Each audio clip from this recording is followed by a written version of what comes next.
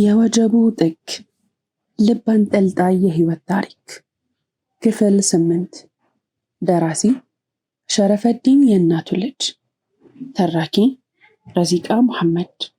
ለቻናላችን አዲስ ከሆናችሁ ላይክ፣ ሼር፣ ሰብስክራይብ በማድረግ ቤተሰቦቻችን እንድትሆኑ በአክብሮት እንጋብዛለን። አማኑኤል ግራ እንደተጋባ ንግግሩን ቀጠለ። እንዴት ሆኖ አዳማ ልትሄዱ አልነበር?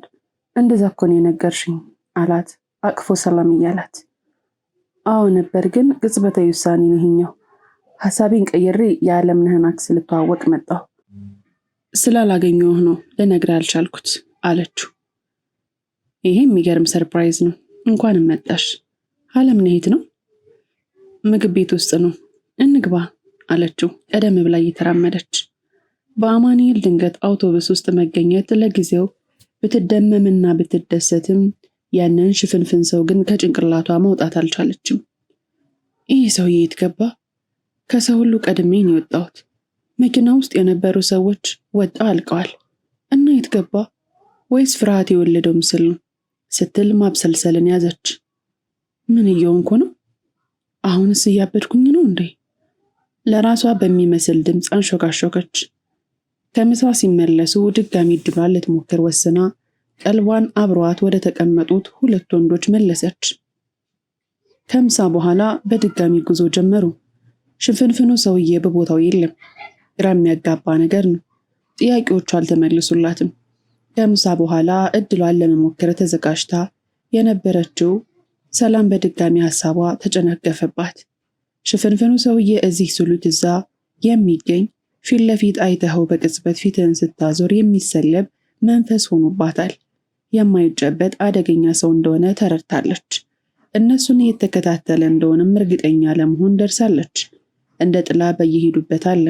መጥፎ ነገሮች እንዳይፈጠሩ ፈርታለች። ጭንቀቷን ለዓለምነህ ልታጋራው ፈለገች፣ ግን ደግሞ እሱን ማስጨነቅ አልፈለገች። በዛ ላይ ራሷንም ጥቂት ፐርሰንቶች ትጠራጠራለች። ጭንቀቴ የሚፈጥረው ምስል ይሆን ስትል ታስባለች። ለዓለምነህ ከመንገድ ይልቅ ሁነቶችን በንቃት መከታተሉን መረጠች።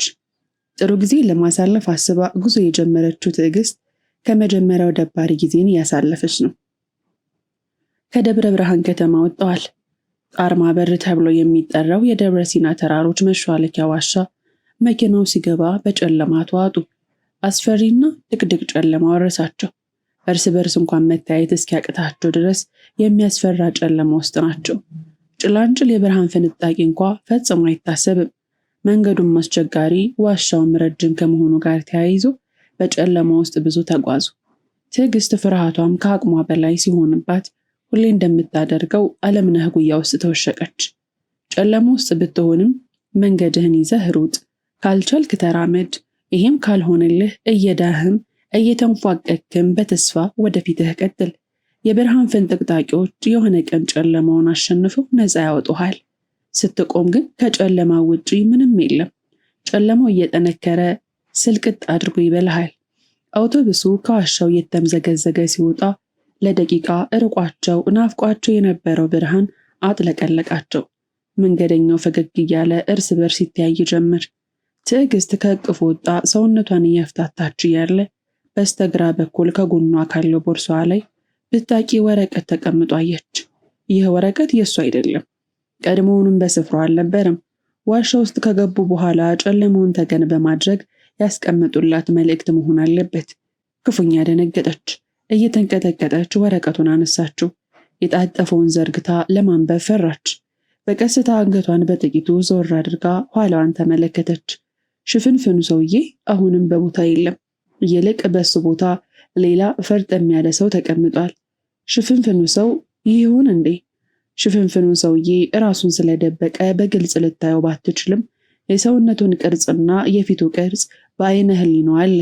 ፈጽሞ ከተቀመጠው ሰው ጋር አልመጣጠን ሲላት ይሄ ሽፍንፍኑ ሊሆን አይችልም። እና ይሄ ሰው ምንድን ነው? ለምን ሽፍንፍኑ ሰው ቦታ ላይ ተቀመጠ? ያ ሰውዬ ሴት ገባ? ባዶ ጫጫታ ብቻ። መልስ የሌላቸው ጥያቄዎች እረፍት ነሷት። አንገቷን መለሰችና ትኩረቷን ወረቀቱ ላይ ያደረገች። ምንድነው እናት አላት ዓለምነህ የያዘችውን ወረቀት እያየ። አይ ምንም አይደል። ማታ የጻፍኩት ግጥም ነው አለችው ፈጠን ብላ። አታነቢልኝም? እንደውም ደብሮኛል አላት ፈገግ እያለ። እዚህም አይሆንም ሌላ ቀን አለችው እንዳያየው ለመደበቅ እየሞከረች። እሺ እናት አላት ዲምፕሎቿን ቆንጠጥ እያደረገ። ኦፍ አሳመምከኝ እኮ አለችው ፈገግ በማለት ትኩረቱን ለማስቀየር እየሞከረች። ነቅዬ ልወስድብሽ ነው? እየሳቀ በዛኛው ረድፍ ተቀምጠው ወደሚያወጉት ሁለት ሽማግሌዎች ፊቱን አዞረ። ጨዋታቸው ጣፍጦታል። አለምነህ እንደዚህ ያሉ አዛውንቶችን መስማት አይሰለቸውም። በዚህ እድሜያቸው ጣፋጩንም ሆነ መራራውን እየተጎነጩት አልፈዋል። ሕይወትን ከኖሩት ሰው ጋር ጥሩ ቁም ነገርን መሰረት ይገኛል ብሎ ስለሚያስብ ወይም ጨዋታቸውን ይቀላቀላል አሊያም እንዳሁኑ በርቁ ይሰማል። አለምነህ ትኩረቱ ሌላ ቦታ መሆኑ እፎይታ ተሰማት። ወረቀቱን እየፈራች ቀስ ብላ ገለጠችው። ቲጂ የነገርኩሽን ነገሮች ከቁብ ሳትቆጥሪ በጭራሽ አለምነህ ቤት እየሄድሽ ነው። እንዴት ነው ነገሩ? እዛው ደግሳችሁ ጎጆ ልትቀልሱ ነው? የት እንደምትሄጂ የማላውቅ መሰልሽ? ይህን ያህል አላወቅሽኝም ማለት ነው? እኔ ጥላሽ ነኝ። ምንም ነገር አያመልጠኝም። ለአንቺ ስል እስካሁን ምንም አላልኩ። ተፈታተናችሁኝ በጣም። አሁን ልክሽን አልፈሻል። ድግሳችሁ ሞት ነው። ሞት ተደግሶላችኋል ይላል ወረቀቱ ላይ የሰፈረው። ሰውነቷን ላብ አጠመቀው። አየር አጠራት። ፊቷ ሰማዩን መሰለ። ዳምናለች። ጭንቅላቷ ከበዳት። ከንፈሮቿ ይንቀጠቀጣሉ። የመኪናውን መስኮት ከፍታ አየር ለማግኘት ሞከረች። ሞት ተደግሶላችኋል የምትለውን ቃል ከአእምሮ ደጋግማ እያሰማት ፍርሃት መላ አካሏን እንዲቆጣጠራት አደረገ። አውቶቡስ ውስጥ ያሉት ሰዎች በሙላ እነሱን ለመግደል የተላኩ የሞት መልአክ መሰሏት። ሁሉንም ሰው ገልመጥ እያለች ታያለች። አይኖቿ ወዲያ ወዲህ ይቅበዘበዛሉ። ሰውነቷ ይቁነጠነጣል። ሞት ተደግሶላችኋል። ደጋግሞ የሚሰማት ድምጽ ይህ ብቻ ነው። ጭንቅላቷ ይጮሃል። ራስ ምታት መሃል አናቷን ያብከነክናት ጀመር። ግማሽ ጎኗን ከፍሎ ጠፍንጎ ያዛት። እጇ ላይ ያለውን ወረቀት ቀዳዳ በመስኮት ለንፋሱ አቀበለችው። ምን ሆንሽ እናት? ደህና አትመስይም እኮ አላት አለምነህ ሁኔታዋን እያየ። ራስ ምታት ይዞኛል። ከቦርሴ ውስጥ ማስታገሻ መድኃኒት አለ፣ አቀብለኝ አለችው ከጎኗ ያለችውን አነስ ያለች ጥቁር ቦርሳ እያሳየችው። ያስጨነቀሽ ነገር አለ አላት ቦርሳዋን በፍጥነት እየበረበረ። አይ ቅድም ነግሬህ የለ ቅዝቃዜው ነው፣ ብርድ መታኝ መሰል አለችው መድኃኒቱን እየተቀበለች። መስኮቱንም ከፍተሽዋል እኮ። አለምነህ የሃይላንድ ውሃውን አቀበላትና መስኮቱን ተንጠራርቶ ዘጋው። ልብስ ልደርብልሽ አላት ምን እንደሚያደርግ ግራ ገብቶት። ተው ይለቀኛል፣ አሁን አትጨነቅ አለችው ደህና የሆነች ለመምሰል እየሞከረች። አለምነህ ከዚህ በላይ ሊያስጨንቃት አልፈለገም። ሌላ ቦታ የማይመስሉ ፍቅሩን ይከታተላታል። እይታው ሌላ ቦታ ቢሆንም ሐሳቡና ትኩረቱ ከጎኑ ያለችው ውዱ ጋር ነው። ግርምም እያደረገ ይከታተላታል። አይኖቿ ይርገበገባሉ። ገልመጥ ትላለች። ፊቶቿ ደንግጠዋል። የሆነ ነገር እየደበቀችው እንደሆነ ለማወቅ ነብይ መሆን አይጠበቅበትም። ሁሉ ነገሯ ጠቋሚ ነበር። ሊጠይቃት አልፈለገም። ራሷ እስክትነግረው መጠበቅ አለበት። አስፈሪ ዝምታ በመሃላቸው ነግሷል። አንደኛቸው አንዳቸውን ላለማስጨነቅ በውስጣቸው አዳፍኖት ብቻቸውን የተብሰለሰሉ ነው። ብዙ ኪሎ ሜትሮችን አቆራርጠው የኦሮሞ ብሔረሰብ አስተዳደር መናገሻ የሆነችው ከሚሴ ከተማ ደረሱ። ስለመሸባቸው አዳራቸውን እዛው ባለዋሽንቶቹ ጋር አደረጉ። ጎህ ሲቀድ መልሰው ጉዞ ጀመሩ። ጥቂት ኪሎ ሜትሮችን ተጉዘው በጠዋት የአለምነህ እትብት የተቀበረባት ልጅነቱን አጣፍጦ የበላባት የወሎ ሌላኛዋ መዲና ኮምቦልቻ ከተማ ደረሱ። አለምነህ በከተማዋ ሲያልፍ ጥሩም መጥፎም ትዝታዎች ግጥም ይሉበታል። ጭቃ ኩቶ ድብብቆች ተጫውቶ ያደገባት ቀየው ትዝ አለው። አባሮሽና ሌባና ፖሊስ ሲሯሯጥ የነበረበት ሰፈሩ በአይኑ ላይ ይዋልላሉ። የቀቃ ሚስት ደግሰው የዳሩት ጓደኞቹ ደጋግሞ ይመጡበታል። ልጅነቱን በትዝታ እየቀዘፈ ፈገግ ይላል። በተቃራኒው ልጅነቱን የነጠቀችው አባቱንም እናቱንም የወሰደችበት እህቱን ጠዋት ማታ ስታስለቀስ የኖረችው ይህች ኮምቦልቻ ናት። ቢሆንም ግን በጣም ይወዳታል። ደስታና ሐዘን ይቀላቀሉበታል። ፈገግ እንዳለ አይኖቹን ባያቀራሉ። ቲጂዬ ሀገሬ እንዲህ ነች እንግዲህ አላት አይኖቹን በእጁ እየጠራረገ። እውነት አለችው ትዕግስት መስኮቱን ከፍታ ከተማዋን ለማየት አንገቷን ወደ ውጭ እያሰገገች። ደስ የምትል ከተማ ናት፣ አትጨንቅም፣ በጣም ሰፊ ናት አለችው ጭንቀቷን ረስታው እየቦረቀች። አዎ በትክክል አየሯን በሙቅና በቅዝቃዜ መሃል ስለሆነ ለመኖር ምቹ ናት አላት ደስ እያለው። እዚህ እንድንኖር እፈልጋለሁ አለችው አየሩን ወደ ውስጧ እየማገች። ፈጣሪ ያውቃል፣ ግን ጅማ ገብቼ ቡና ለቃሚ ልሆንልሽ ነበር እኮ አላት እየሳቀ። ኧረ እባክህ ሙዛዛ አለችው በተራዋ እየሳቀች። አውቶቡሱ የኮምቦልቻን ከተማ ለቆ እየወጣ ነው። በተለምዶ ሺሻ በር የተባለው አካባቢ እሱን ጉዞ አገባዶ የደሴን መንገድ አንድ ብሎ ጀመረ። ጥቂት እንደተጓዘ ትዕግስት በመደነቅ አይኖቿ ፈጠጡ። አዲስ ወደ ደሴ ጎራ የሚልን መንገደኛ አንድ ነገር አፉን ያስከፍተዋል። ሐረጎ። የሐረጎ ሰንሰለታማ ተራራ ከአምላክ ድንቅ ስራዎች አንዱ ነው። መንገዱ እንደ ዘንዶ የተጠማዘዘ ነው። ተጠማዘህ እዛው ነህ። በመስኮት ከተመለከት ነፍስህ ከዝጋህ የምትላቀቅ ይመስልሃል። የምትጓዘው እንደ ጭራ የቀጠነች መንገድ ላይ ነው። ዓይንህን ቁልቁል ስትወረውር አፉን የከፈተ ገደል ይጠብቅሃል። ትልቅ ተራራ ላይ እንዳለ ትረዳለህ። የኩርባው መንገድ አለቀ ስትል መልሰህ ትጠማዘዛለህ። ማለቂያው ይናፍቅሃል። በፍርሃት እየራድክ በውበቱ እየተደነቅክ ጉዞህን ትቀጥላለህ። አሁን ላይ ማራኪው የሐረጎ ተራራ ሰንሰለት ተከትሎ የተሰራው የመኪና መንገድ ብዙዎች ውበትንና ፍቅርን ለመግለጽ ይጠቀሙበታል።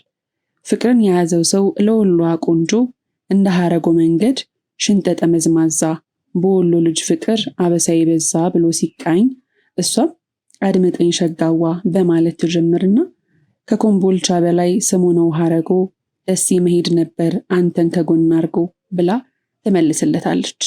ሐረጎ የፍቅርና የውበት አድባር።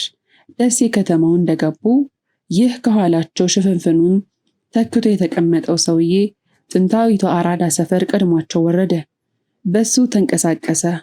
ወረድ ብሎ የደሴን ብርት ተብላ የምትጠራው ፒያሳ ሲደርሱ አለምነህ ባሱን አስቆሞ ደርሰናል እናት እንውረድ አላት ዕቃቸውን እየሸከፈ። ተያይዞ ከባሱ ወረዱ።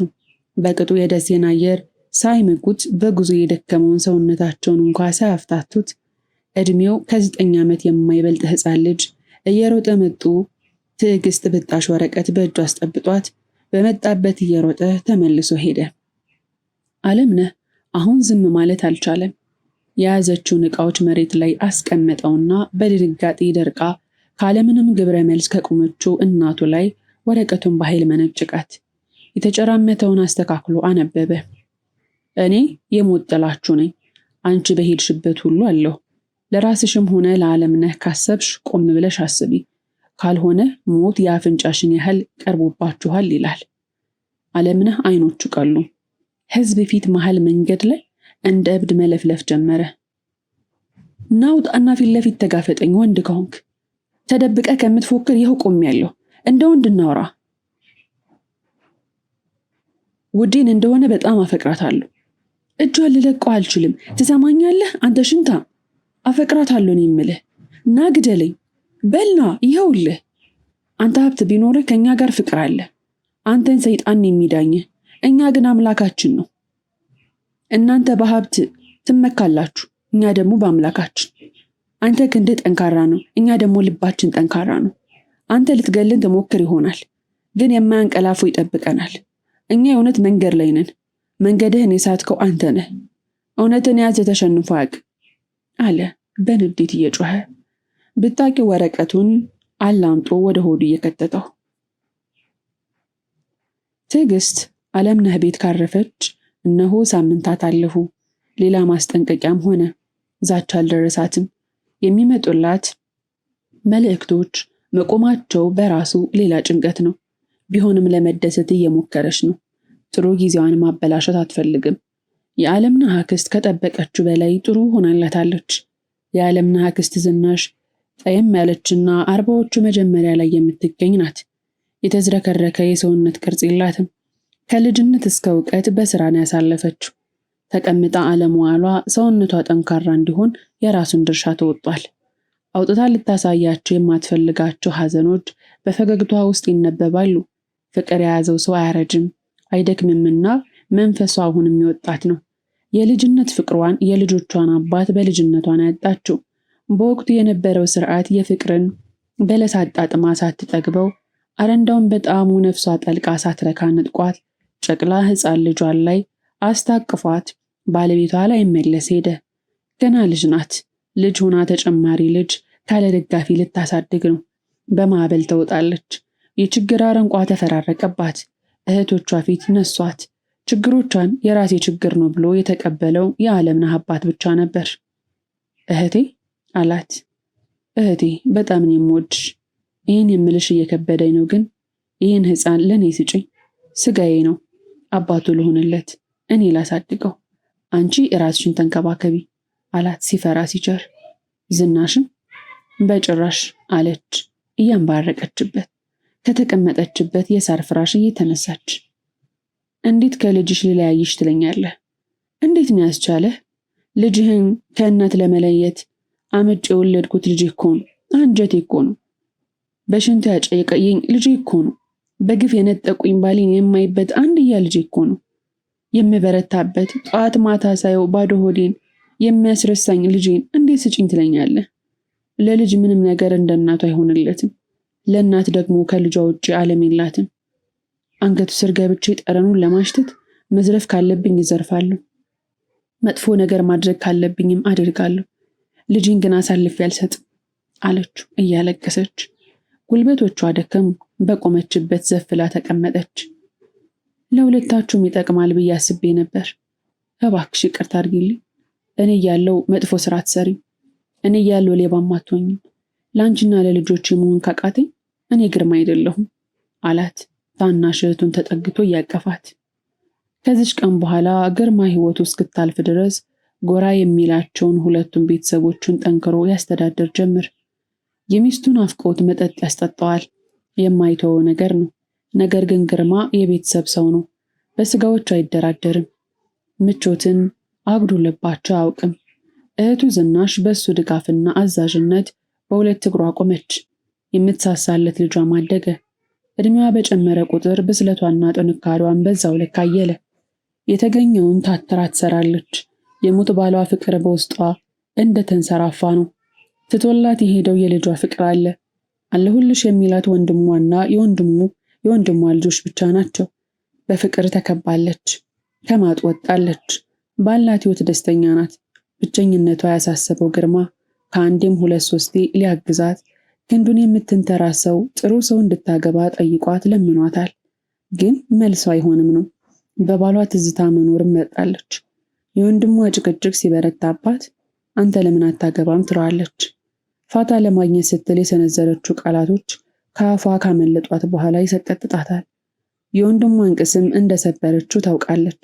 እናም ትጸጸታለች። ግርማ መልሶ የፍጥኝ አይዛትም። ሌላ ጥያቄ የማይጠይቃትም አይመልስላትምም። ዝም እንዳለ ከቤቷ ሾልኮ ይሄዳል። በዛ ዘመን እናቶች ወንድ ልጆቻቸው ቀሚስ አልብሰው በሚደነቁበት ዘመን፣ ከፊሉ ልጁን ሳጥን ውስጥ አስገብቶ በሚቆልፍበት ዘመን ዝናሽ እድለኛ አልነበረችም። እንደ ወንድሟ አራሩላትም። በችግር ያሳደገችውን ልጇን ከእጇ መንጭቀው ወሰዱባት። ነጋልኝ ስትል አጨለሙባት። ለወታደራዊ ግዳጅ ይህንን ክንዶቹን በቅጡ ያልጠነከሩ ልጅ ከእናቱ ለዩት። አብዮቱ ሁለቱንም አይኖቿን አወደመባት። ጠዋት ማታ ከማልቀስ ውጪ ምንም መፍጠር አልቻለችም። የትስ ትጩህ፣ የትስ ልጅን መልሱልኝ ብላ ወቀሳ ታቀር፣ ደረት መድቃት ብቻ። ከ2 ዓመት በኋላ የወንድሞቿን ልጆች አገኘች። ለእነሱ ስትል መጠንከር እንዳለባት፣ ሕይወቷን ከቆመበት ማስቀጠል እንዳለባት ወሰነች። አብረው የተጋገዙ መኖር ጀመሩ። ልጇ ግን የውሃ ሽታ ሆኖ ቀረ። አለም ሞትም የሚል የለም። ተረድታ ሐዘኗን አላወጣች። በሕይወት መኖሩን አውቃ እንኳን ደስተኛ አልሆነች። ስለ ልጇ ሰማው የሚል ሰው የለም። በሰማይ የሚያንዣበበው አሞራ እንኳ እሱን እንዳየች የሚያውቀው ሚስጥር የለም። አለምነህና እህቱ ተሰውቶ ይሆናል ብለው ከደመደሙ ቆየትም ቢሉም ዝናሽ ግን አሁንም በልጇ ተስፋ አልቆረጠችም። የእናት አንጀት ሆነና ልጅ አልሞተም አንድ ቀን እናቱን አፍቀው ይመጣል እያለች ደጅ ደጁን እያየች ትጠብቀዋለች። ክፍል 9 ይቀጥላል። ታሪኩን ከወደዳችሁት ላይክ፣ ሼር፣ ሰብስክራይብ ማድረጋችሁን እንዳትረሱ።